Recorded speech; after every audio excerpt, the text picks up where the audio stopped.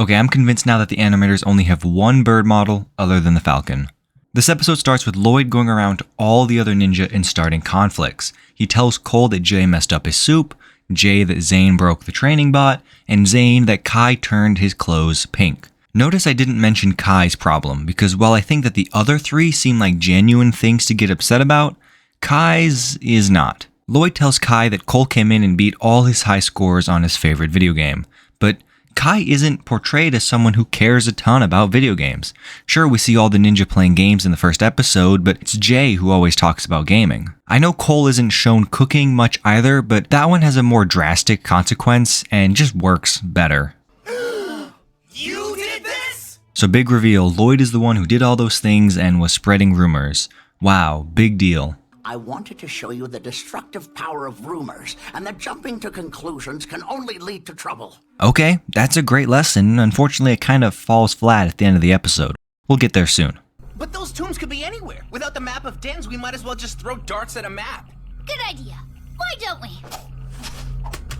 Show off. Yeah, really. Was she holding those darts just so she could throw them when everyone was there? Nia talks about how she discovered the location of the last two serpentine tombs via the Ninjago symbol for serpent. Except the symbol for serpent is huge with tons of possible spots for the tombs. Am I wrong? Jay just instantly knows where the two spots are and conveniently points to them off screen. What is the rest of the logic? I stared at this map for a while trying to figure out where on Earth they would be. If you know, please tell me in the comments. Nia, I need you here to make sure Lloyd doesn't get into any more trouble. Yes, Sensei. I will say the season does do a decent job at setting up Nia. She hasn't had much of a part to play in the early season, so her reveal later on and her reasoning, it makes sense. Oh yeah, Zane is fully pink. Cool to see Cole's rock climbing experience come into play, and the mailman, always good to have him. These images describe a legend about one tribe uniting them all. This is another lore inconsistency. As the show went on, it seemed the writers forgot about some previously mentioned lore and completely retconned a few things. Well, it says here, once they unite, they can find the 4 silver fang blades that will unleash the Great Devourer. And the Great Devourer is discovered, although it's portrayed as a fairy tale for right now. They get jumped by the Constricti General, and Zane's Spinjitzu turned pink too. I know it's just a gag, so I'm not going to question it. They use the flute to get away and realize that this is a trap, and Jay and Kai are in trouble too. Which they definitely are. Kai gets sprayed by Venomari venom and starts to see things. Him being afraid of the gnomes and gingerbread renditions seems a little bit odd. It's another gag that doesn't really serve any purpose, so I can't complain about it too much, but I don't think that Kai would sit and cower because of it. Now maybe you'd say it's affecting his brain and he's not thinking straight, but that's never mentioned or shown anywhere. And then Zane loses the flute, really unfortunate, they get stuck on a log, and the 4 ninja just give up. The motto of the show is Ninja Never Quit, but here they are, quitting. This whole Venomari scene is only there so they can have Samurai X valiantly swoop in and save the ninja. And don't get me wrong, I'm all for Samurai X coming in for the rescue. It adds a new and powerful character and shakes up the plot. I simply think this scenario was a bit stupid.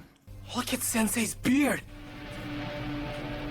It's moving like snakes. Okay, that was funny, and I still think about that one occasionally. They talk a bit about the Great Devourer, and Wu doesn't say anything about it, even though he knows it exists and has seen the effects of it. First of a long list of things Wu doesn't tell the ninja when he should. Ninjago City. Amazing. Always heard stories of this place. So they've never been to Ninjago City before. That certainly changes very quickly. In later seasons, it seems like they never leave Ninjago City. It's also one of the issues with this season. The world building is pretty lacking. Think about where the show has taken us so far. The only actual populated area was Jumanakai Village in the first episode. We haven't seen the world at work or people going about their lives. It doesn't feel like anybody lives here yet. Season 2 spends more time in Ninjago City, and through a few episodes it does help remedy the problem. It's just that that's the second season, not the first. This doesn't seem like that many snakes. Is this really all of them? Friends, enemies, and enemies who pretend to be friends. Pythor's charm comes into play when he's rallying the Serpentine. His true plan is revealed as wanting revenge on the humans of Ninjago for imprisoning the snakes. As far as character motives go, I'm down for it. That sounds like a great plan, but you know the Hypno Brible's screwed up. Kai starts to use heckling to stir up the crowd of snakes. I believe this is supposed to be in reference to Sensei Wu's lesson about rumors at the beginning of the episode. Remember that? Don't blame me if you don't, because it's not mentioned again. The ninja don't have a problem with rumors to work through. It was just stuck at the start so they would have a convenient plan to disrupt the Serpentine mission.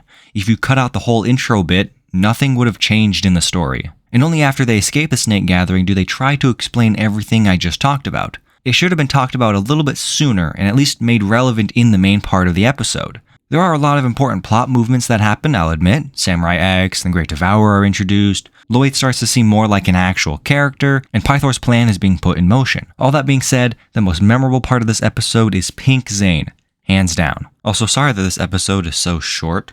A lot of this episode was just showcasing new characters like the Constricti and the Venomari and Samurai X, as well as beginning to reveal the Great Devourer. The next episode should go back to being their normal length. Leave a like if you liked the video, subscribe if you want to see the rest of the series, and I'll see you in the next video.